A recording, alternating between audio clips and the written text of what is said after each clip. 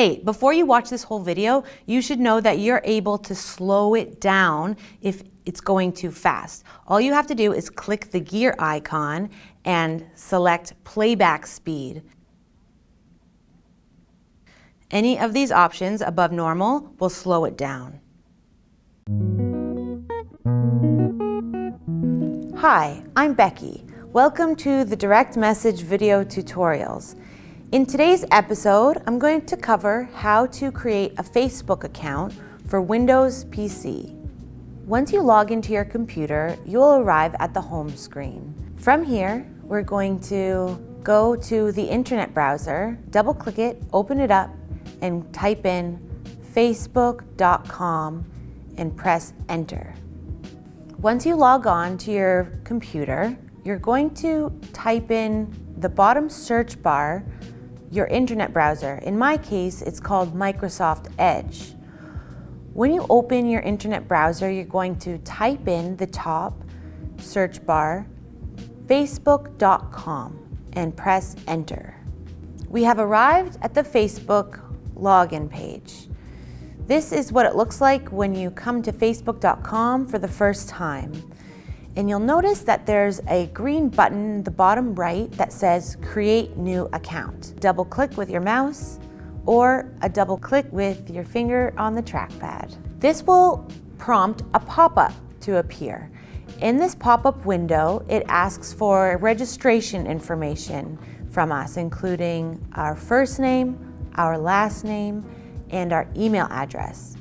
And then it asks us for a password. As I've said in previous episodes about password safety, it's important that you create a new password for this account and it's not the same password for other accounts that you've created. And that prevents hackers from being able to break into all of your accounts. I said create twice. That's okay.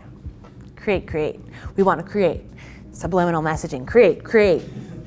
And then they ask you for your gender, and you can say if you want to, but you can also prefer not to say. Once you are done filling out the information in this pop-up window, then you can click the green button at the bottom that says Sign Up. Once you click Sign Up, our internet browser may prompt us to save the password for this website. And although I find this very helpful for me, it's important that you don't do that if you share your device with other people. And now we've been brought to this page. Facebook says that they've sent us an email, and this is to confirm our account.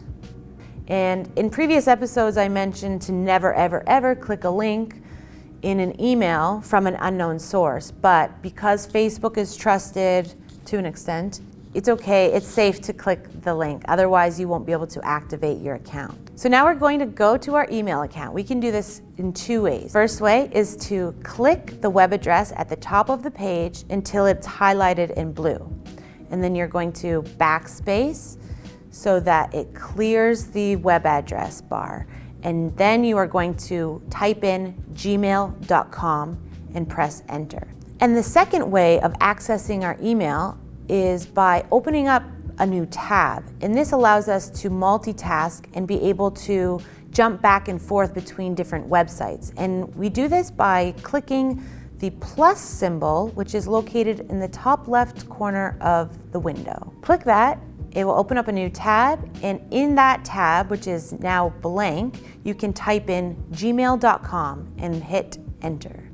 Whatever email address you used to sign up for Facebook, that's the email that you want to check right now. And as we can see in our inbox, we have an email from Facebook. If you don't see an email from Facebook here, there's a chance that it got filtered into the spam box. And we can access that mailbox by clicking More on the left-hand side, which will drop down some more options, including spam.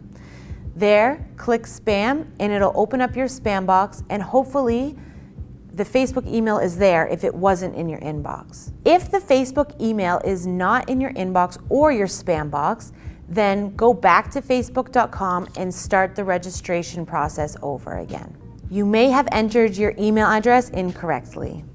So we're going to click on the email from Facebook to open it up. and we want to check to see that it's coming from Facebook directly and not a hacker or scam. When we look at who sent the email, it says registration@facebookmail.com, which helps us know that this is a legitimate email. Within the body of the email, there's a blue button that says confirm your account. Click that in order to activate your Facebook account. So because we were expecting it, we know it's legitimate and we can trust it. So click it and we're good to go. So once you click the confirm your account button on this email, it will automatically pop up a new window. Well, you've done it. You've created a Facebook account. Congratulations. So now we've arrived at our Facebook wall, and it's pretty much blank because we don't have any friends yet. So we'll start adding friends eventually, but I just wanted to mention that Facebook is notorious for constantly changing the layout of the page. Keep that in mind if your Facebook looks different from what you see on the screen right now. But there are certain things that will always remain the same, and that's the feed, which is the bulletin board where your friends post, as well as your own Facebook wall, which is your own profile where people can post messages to you that other people can see. So the first thing we're going to do is adjust our privacy settings. To do this, we're going to click the icon at the top right that looks like this. So this is where our Facebook profile picture would be, but because we haven't uploaded it yet, Facebook uses this generic image as a placeholder for now. When we click this icon, it drops down a menu that allows us to view our profile, log out of Facebook, or click the settings privacy menu. Through our privacy settings is where we control who can see what information. On the left-hand side of the window, we see different privacy options. The most important ones to consider are privacy and blocking. Let's start with blocking. The blocking feature is full when we want to make sure that specific people cannot view our profile. This is in case you have any stalkers or enemies or jilted exes. So here is where you can type in anyone's name and then click the blue block button. Once you click block, it will ask, are you sure? And so ask yourself, are you sure? You can also block messages from specific people. Let's say you have a friend or a friend of a friend who is incessantly sending you messages about a product that they are trying to sell to you, and you just don't want to hear about it. You can block that. There are billions of people on the planet that use Facebook. A lot of people have the same names. You want to make sure that you're blocking the right person. But don't worry, because the person that you block can't tell that you've blocked them. You basically just become invisible to them, as if you don't exist on Facebook. Let me show you another way of how you can block someone. In the top left search bar, you're going to type the person's name and search for their profile. Once you find the person you're looking for, click on their name and it will send you to their Facebook wall. To the right of their name, you'll see an ellipses icon that looks like this. It's very small, but when you click on it, it'll give you one option: to block them. If you want to block them, click block. You can unblock them in this very location by clicking it and click unblock. But if you want to block them again, you have to wait 48 hours in order to do so. So don't take blocking lightly. Let's get back to the settings page and go through the privacy settings, where we can determine how much information is visible to others. Click privacy on the left-hand side menu. It will bring you to this page. For the first option, we can control who sees our activity. Automatically, Facebook has it set to friends, which means the people that you add as friends on Facebook are the ones who can see your activity. There are other options. Here is where you can customize who sees it and who cannot see it. For example, let's say I wanted to post pictures of me with my friends, but I have a really jealous friend who doesn't like it when I don't invite her, I can block her from being able to see that picture. That's evil.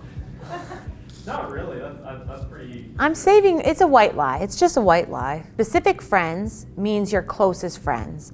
And then here it says friends except, which means all of your friends can see your post except specific people that you mention here. Just type their names in here and they won't see those pictures. For this last option, it says only me, which means if you select it, then only you will be able to see what you post. And you can adjust these settings on each post that you make. So when I click only me, I do that for specific posts that I don't want to share with anyone, like an article that I want to read later or risque photo that helps boost my self-esteem. So below is the next privacy setting where people are able to search for you on Facebook. Facebook automatically sets it to public, which means anyone can search for you, but you can change it so that you're basically invisible. The only way people can add you is if you add them. Click the blue words that say edit to continue. Clicking this word will give you a list of options. Click the one that is right for you. And that concludes this episode on how to create a Facebook account for Windows PC. Thank you for tuning in to the direct message video tutorials. Click here to watch the next episode.